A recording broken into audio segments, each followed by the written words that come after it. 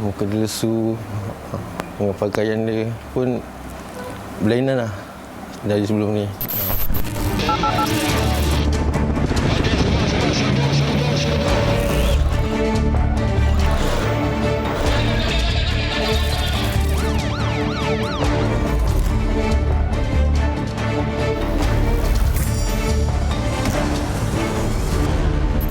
Assalamualaikum dan salam sejahtera. Anda sedang menonton 999.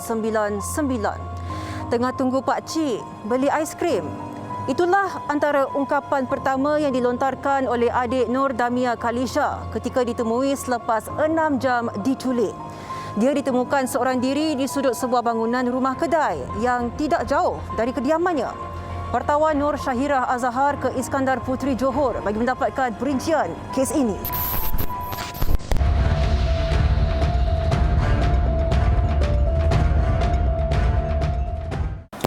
Keadaan dia berlainan dengan keadaan trauma.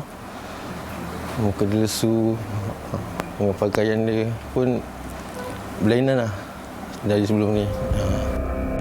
Sepasang suami isteri berusia 34 tahun melalui detik cemas apabila anak keduanya pulang ke rumah dalam keadaan cemas.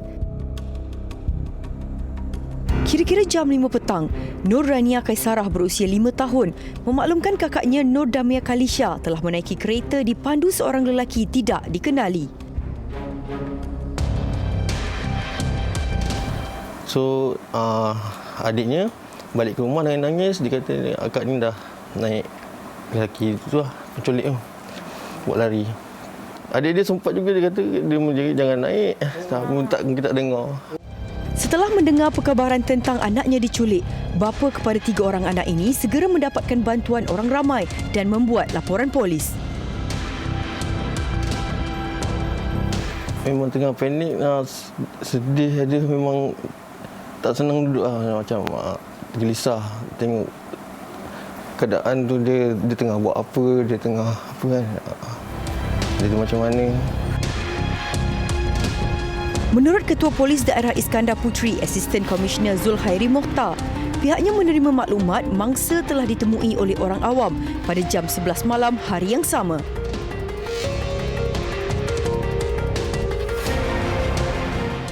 Sepasang suami isteri trauma apabila anak sulung mereka yang berusia 7 tahun dipercayai diculik di taman teratai di sini baru-baru ini.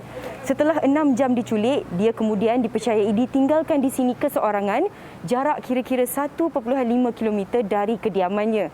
Dan ketika ditemui, mangsa dipercayai berpakaian berbeza daripada sebelum dia diculik. Afifi Abdul Rahim, 28 tahun, antara saksi pertama yang menjumpai adik Damia yang ditinggalkan berseorangan.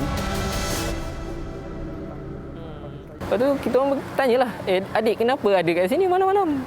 Sebab dia cakap dia tunggu pakcik nak bagi dia aiskrim. Lepas tu dia cakap, nak bagi aiskrim?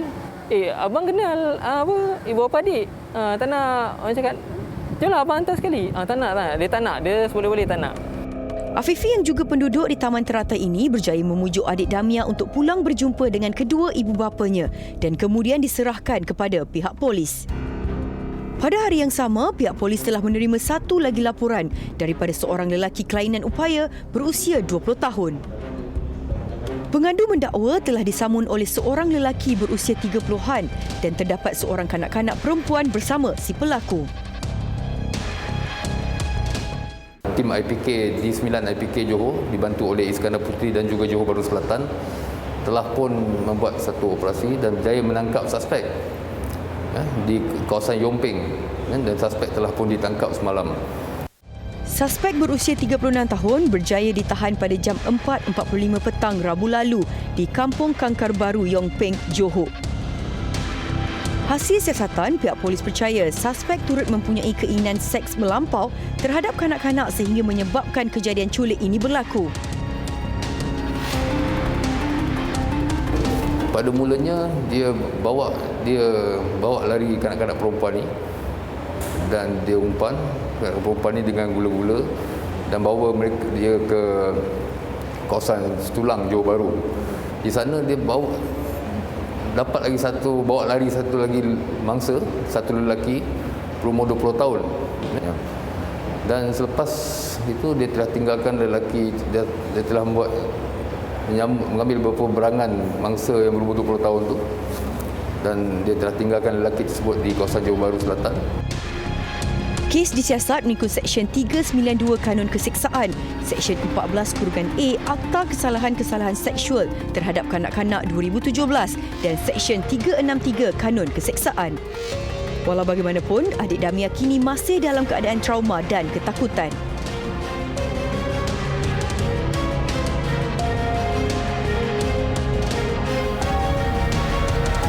Dia ajak Damia jalan-jalan. Lepas tu dia bawa Damia pergi mana? Dia belikan saya baju. Oh, Damia masuk dalam bonik kereta. Jadi ikat ni. Ikat tangan ni. Dia ikat tangan Damia ke? Dengan kaki. Aduh, jumpa serong. Keadaan yang menimpa adik Damia ini tidak akan dapat dilupakan. Kedua ibu bapanya mendoakan agar Damia segera sembuh dan ceria seperti sebelum ini. Laporan Syaira Azhar, 999. Hujan berterusan selama 2 hari sekitar Lembah Kelang bermula Sabtu lalu. Disifatkan sebagai kejadian luar jangkaan dengan kebanyakan kawasan dinaiki air menyebabkan jalan-jalan utama ditutup. Ikuti imbasan kejadian banjir kilat dalam segmen Tragedi 999 minggu ini.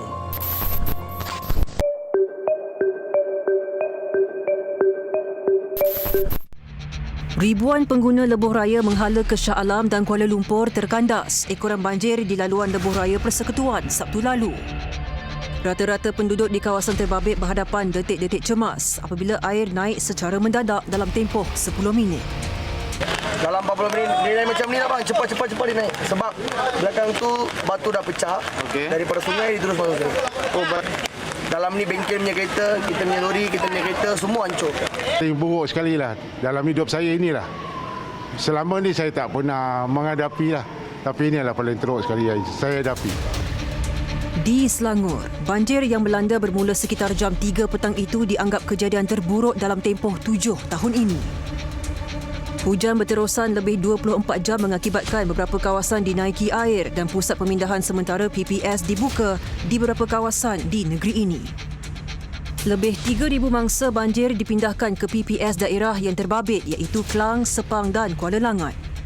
Sebanyak 41 pusat pemindahan sementara disediakan iaitu 23 di Klang, 10 di Kuala Langat dan 8 di Sepang.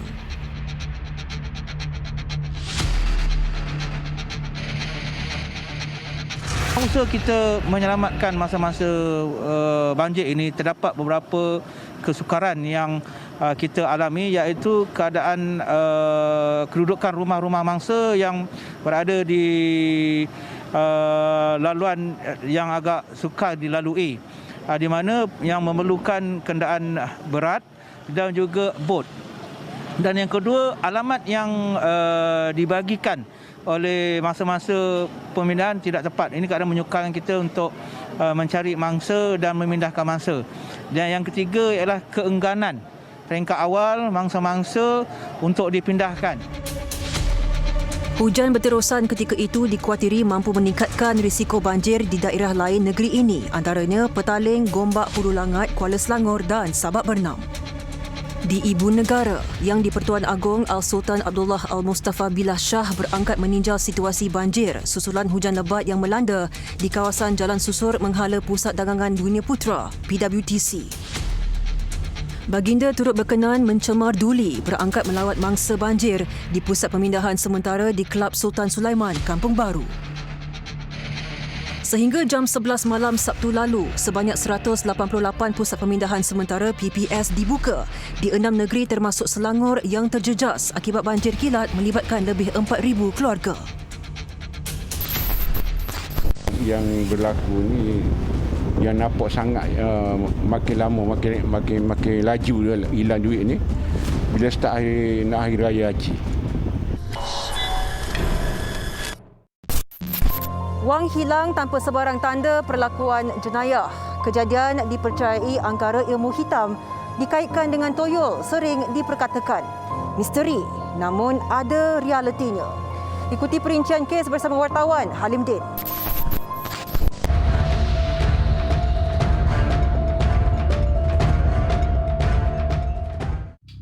Wang tunai dalam simpanan di rumah hilang dan dikaitkan dengan toyol pernah dilaporkan dalam beberapa saluran media.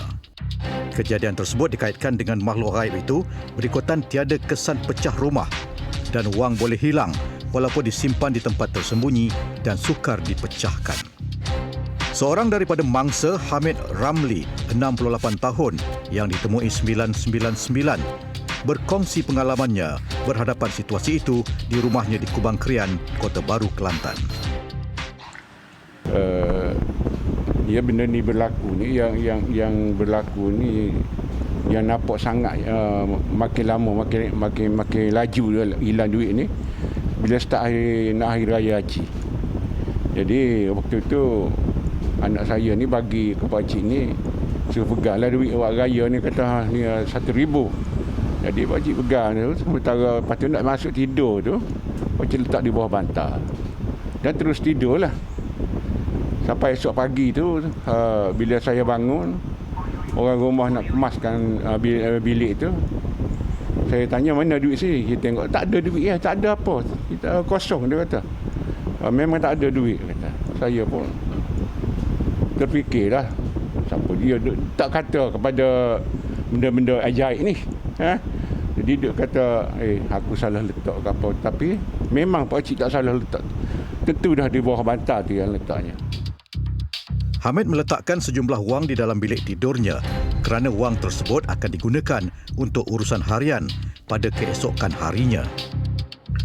Tanya, mana duit sini? Tak ada, saya tengok pun tak ada, dia kata.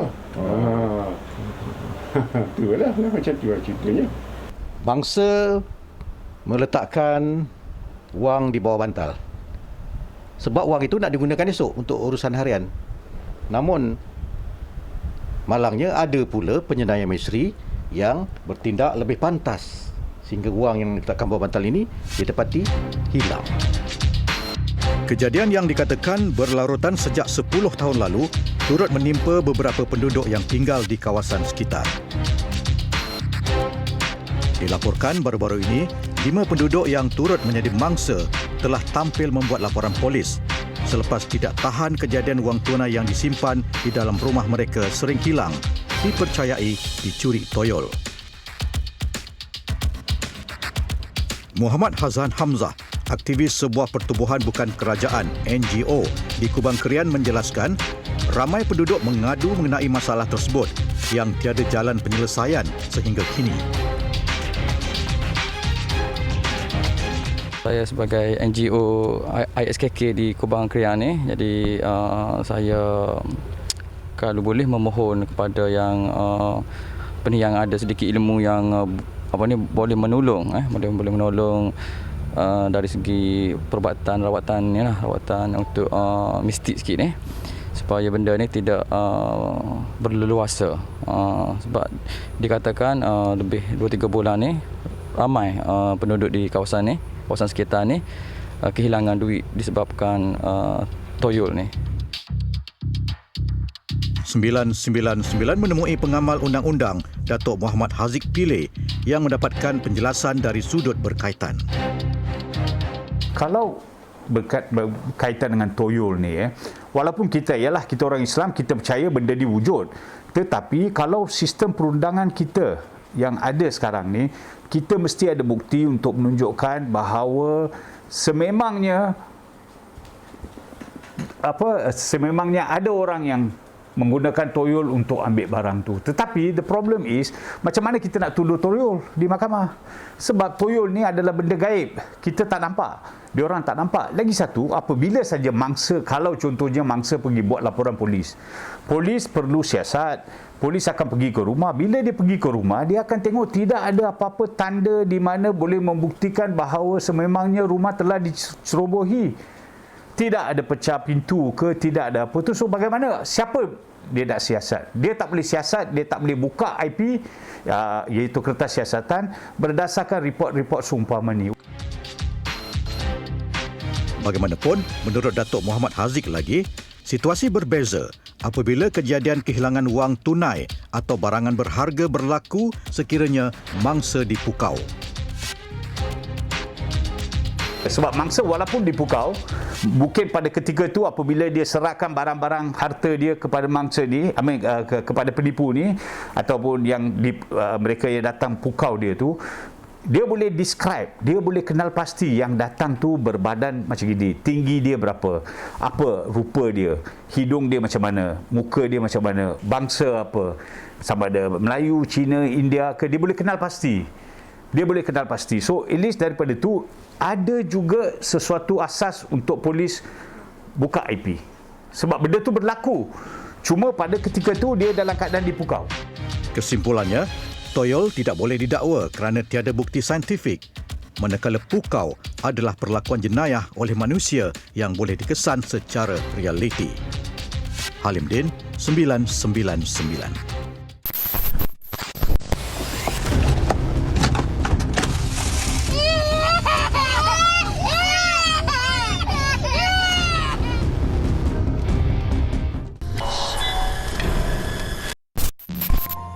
Seorang buruh didakwa di Mahkamah Seksyen Kota Baru atas 4 pertuduhan termasuk merompak, memiliki peluru, pistol dan keris. Ikuti perinciannya dalam rangkuman kejadian jenayah seminggu 999.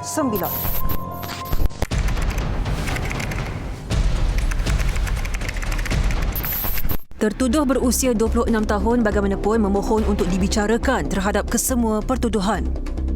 Dia didakwa memiliki sepucuk pistol jenis revolver bersama 6 biji peluru dan sebilah keris di dalam sebuah kereta di tepi tali air kampung Keting Bacok jam 1.30 pagi 2 November lalu. Dalam pertuduhan kedua, dia didakwa bersama seorang lagi suspek yang masih bebas melakukan satu rompakan berkumpulan ke atas seorang remaja lelaki pada 29 Oktober lalu. Hakim Ahmad Bazli Baharudin tidak membenarkan tertuduh diikat jamin dan menetapkan 13 Januari tahun depan sebagai tarikh sebutan semula kes. Di Johor, 5 pelajar lelaki sebuah sekolah menengah yang didakwa membuli seorang pelajar junior direman sehingga Sabtu ini bagi membantu siasatan polis. Magistrate Analia Kamarudin mengeluarkan perintah reman kepada kesemua tertuduh yang berusia 16 tahun itu selepas menerima permohonan polis di Mahkamah Magistrate Muar pada jam 8 pagi Jumaat lalu. Kes disiasat di bawah Seksyen 147 Kanun Keseksaan dan menurut Ketua Polis Daerah Muar, ACP Zaharuddin Rasif, mangsa yang berumur 14 tahun itu mengalami kecederaan di rusuk kiri dan sedang menerima rawatan di hospital. Seorang pekerja hotel dijatuhi hukuman penjara 7 tahun di Mahkamah Seksyen Air Keroh selepas mengaku bersalah melakukan amang seksual fizikal terhadap seorang remaja lelaki yang juga tetamu sebuah hotel di Taman Melaka Raya minggu lalu. Tertuduh berusia 35 tahun membuat pengakuan tersebut di hadapan Hakim Elizabeth Payawan. Dia didakwa melakukan amang seksual terhadap remaja itu di sebuah bilik stor di sebuah hotel di mana mangsa yang sebelum itu baru mendaftar masuk bilik penginapan bersama keluarganya. Pertuduhan dibuat mengikut Seksyen 14-A Akta Kesalahan Seksual Terhadap Kanak-kanak 2017.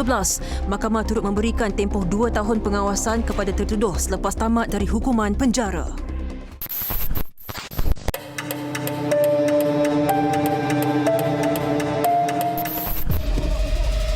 Tak, Mama buat. Tepi-tepi Mama buat. Tangan tepi.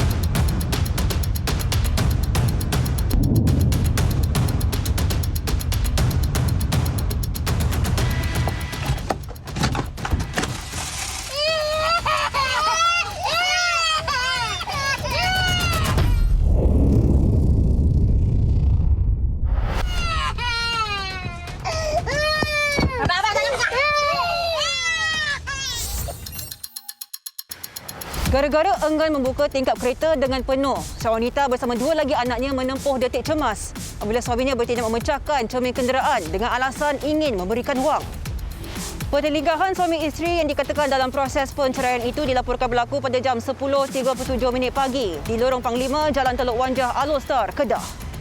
Rakaman kejadian berdurasi 26 saat itu menjadi tular di media sosial sehingga mencecah lebih 65,000 jumlah tontonan di laman Facebook.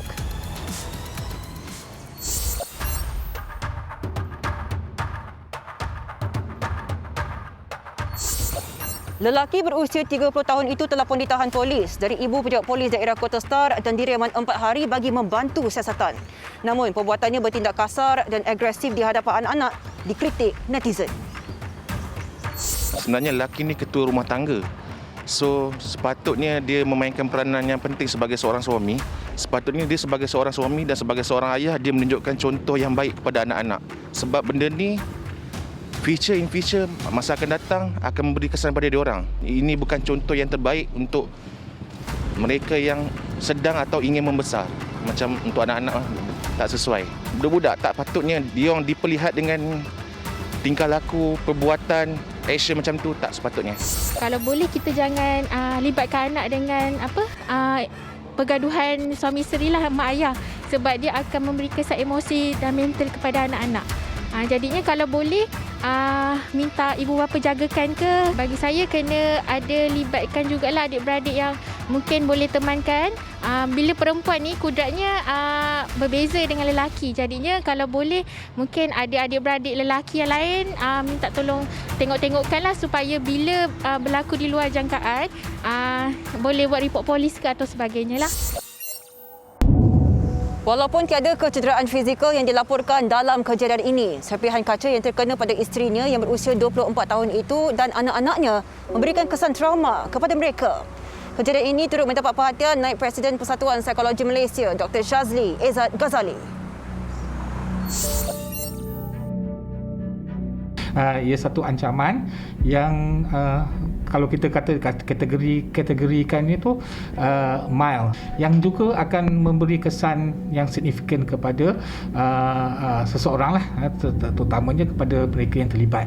Mereka akan mengalami isu berkenaan dengan kebimbangan dan juga kemurungan yang berterusan. Ada juga akan mengalami gangguan makan dan tidur. Kalau kita tengok anak-anak tadi itu, dia akan bangun, dia berkembang dan juga bila dia besar nanti dia akan memperkembangkan sikap agresif dan juga mereka menjadi kurang empati terhadap sekitar mereka. Kalau trauma itu mengganggu kehidupan harian dia, mereka perlu berjumpa dengan pakar-pakar lah, pakar psikologi, psikiatris dan juga kaunselor untuk meredakan keadaan trauma mereka.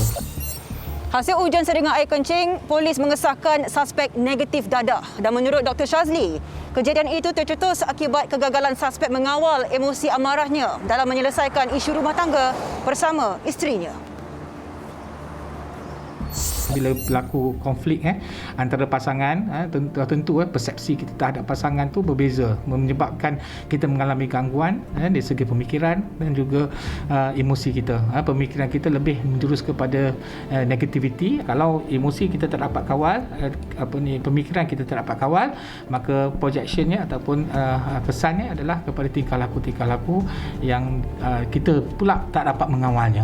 Sesungguhnya berlaku kecederaan dan sebagainya. Apabila kita berada dalam konflik yang tinggi, kita kena lakukan dengan keadaan yang waras, kita kena lakukan dengan keadaan yang tenang, tingkah laku kita dapat kita kawal dan seterusnya menjadi rujukan kepada anak-anak tadi supaya mereka dapat berdaya tindak yang baik, yang positif untuk menangani apabila mereka juga mengalami konflik dalam diri mereka pada satu ketika nanti. Kes kini disiasat mengikut Seksyen 506 dan 427 Kanun Keseksaan kerana melakukan ugutan dan khianat. Dan suspek boleh dikenakan hukuman penjara maksimum 7 tahun atau denda atau kedua-duanya sekali jika sabit kesalahan.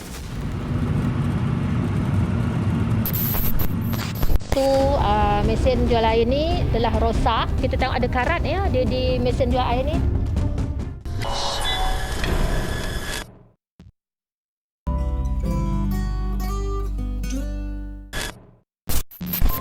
Air minuman yang dijual menerusi mesin tidak berlesen dikuatiri mengandungi bahan berbahaya.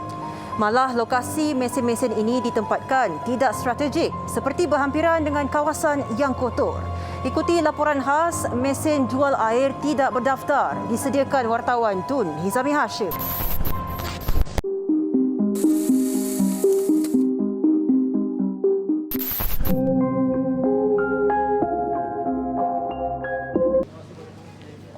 Pintu mesin jual air ni telah rosak. Kita tengok ada karat dia di mesin jual air ni.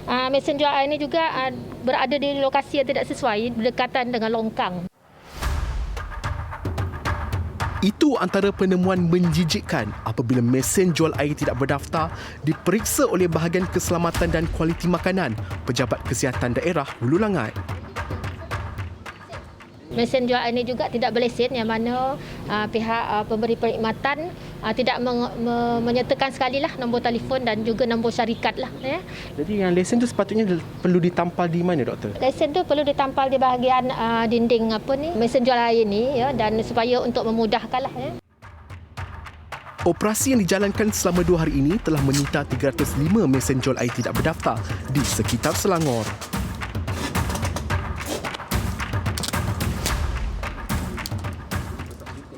Operasi jam 10 pagi turut diteruskan ke kawasan rumah kedai di Jalan Rekod ini, dan seperti dapat dilihat di sini, mesin jual air ini didapati lokasinya tidak strategik kerana berhampiran dengan kotak parkir yang menyukarkan pengguna untuk membeli air, dan dapat dilihat juga lokasinya berhampiran dengan tong sampah yang menjijikkan yang mungkin boleh mendatangkan penyakit kepada para pengguna.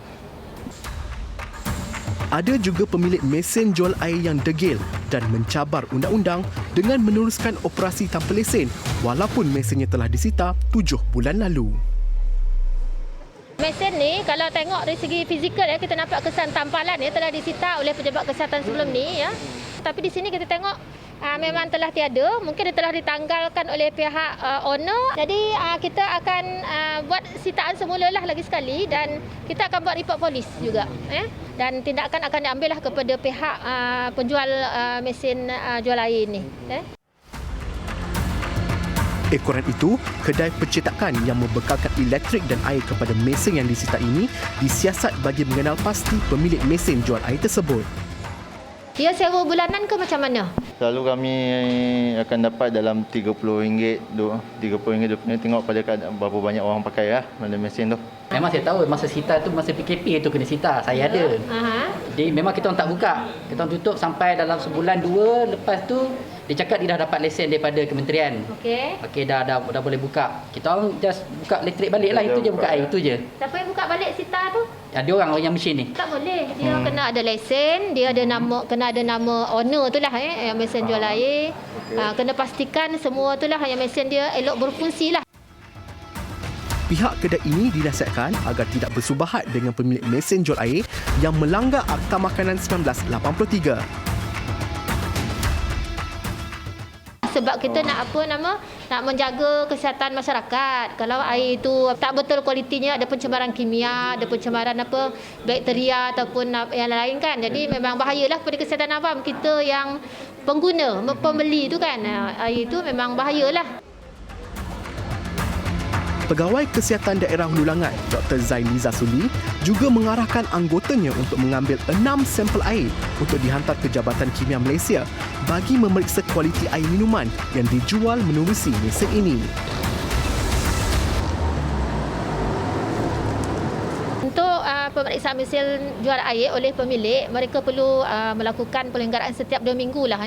Jadi untuk memastikan air yang dijual tu bersih dan selamatlah untuk diminum. Sekiranya ada pelanggaran pada persimpelan yang dilakukan pada mesin jual air, kita akan buat mintalah pemilik mesin jual air untuk menyelenggara lah dan kita akan buat sebanyak 2 kali lah persimpelan dan untuk kali ketiga sekiranya masih berlaku pelanggaran lagi, kita akan terus dakwa denda sebanyak RM10,000 dan 2 tahun penjara lah. Ujian makmal dilakukan ke atas kesemua sampel air itu dalam tempoh 10 hari di bawah pemantauan pengarah kanan Pusat Analisis Keselamatan Air Minum, Makanan dan Alam Sekitar Jabatan Kimia Malaysia, Abdullah Muhammad Yusof.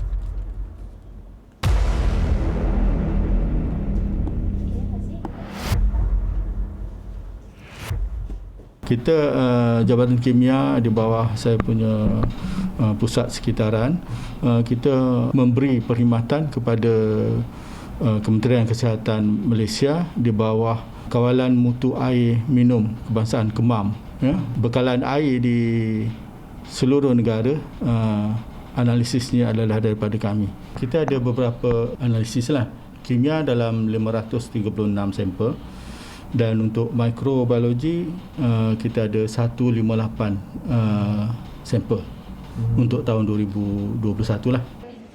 3 pegawai sains di Makmal Seksyen Inorganik akan menjalankan ujian amonia dan nitrit yang terkandung dalam air minuman.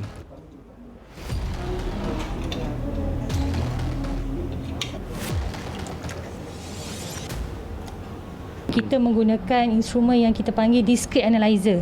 Yang mana dalam satu masa kita boleh pergi sampai 100 sampel lah. Yang mana satu sampel tu akan mengambil masa 3 minit.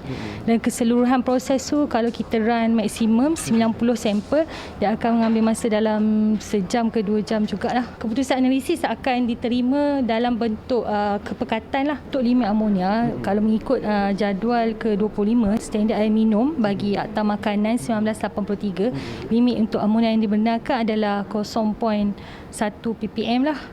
Yang mana nitrit pula 0.04 ppm. Kita tak boleh lebih limit tu lah. Sekiranya lebih, limit ni dia bila terlalu banyak dalam badan, dia akan jadi toksik kepada badan. Selain itu, pegawai sains di Makmal Logam Sudihan pula akan menjalankan ujian kepekatan logam yang terkandung dalam sampel air minuman. Kami menganalisis 4 logam iaitu ferrum, arsenik, aluminium dan juga plumbum lah. Jadi untuk analisis pertama sekali kami akan jalankan calibration test. Jika kalibrasi telah diperolehi menunjukkan keputusan yang bagus, kami akan analisis pula sampel QC. Sekiranya sampel QC itu mematuhi protokol QC, maka barulah kami akan teruskan analisis terhadap sampel-sampel rutin. Untuk satu-satu sampel, masa analisis yang terlibat adalah sekitar 4 minit saja. Tapi kebiasaan di sini, satu-satu batch tu memuatkan sehingga 370 sampel. Kadang-kadang dia melibatkan masa dalam 1 hari ataupun 2 hari. Sebab sampel yang kami terima adalah memang banyak. Untuk level aluminium bagi air daripada mesin adalah 40 ppb.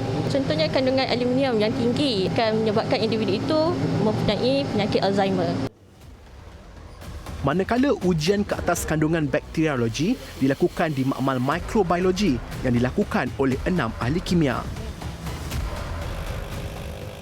Kita ada banyak peralatan yang kita gunakan untuk mengesan bakteria. Salah satunya adalah membran filtration. Bakteria akan terperangkap dan selepas itu membran tersebut akan kita letakkan dalam media pengesanan mikroorganisma tadi dan kita incubate beberapa hari.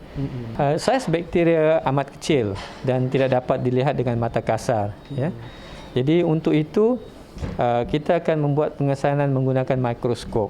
Ujian kita ni adalah ujian kuantitatif, iaitu kita boleh kira bilangan koloni yang terhasil, iaitu menggambarkan tahap pencemaran dalam sampel tersebut. So ada 3 jenis bakteria yang kita kesan, iaitu coliform, E. coli dan juga Clostridium perfringens. Untuk standard air minuman kita ni tidak boleh ada kehadiran bakteria-bakteria yang dinyatakan tadi. Kebiasaannya pencemaran daripada sumber air ni akan menyebabkan keracunan makanan, ceret-beret, demam dan sebagainya. Orang ramai dinasihatkan untuk membeli air minuman menerusi mesin yang berdaftar untuk memastikan ianya bersih, berkualiti dan selamat bagi mengelakkan dijangkiti penyakit yang mengancam kesihatan. Laporan Tun Hizami Hashim, 999.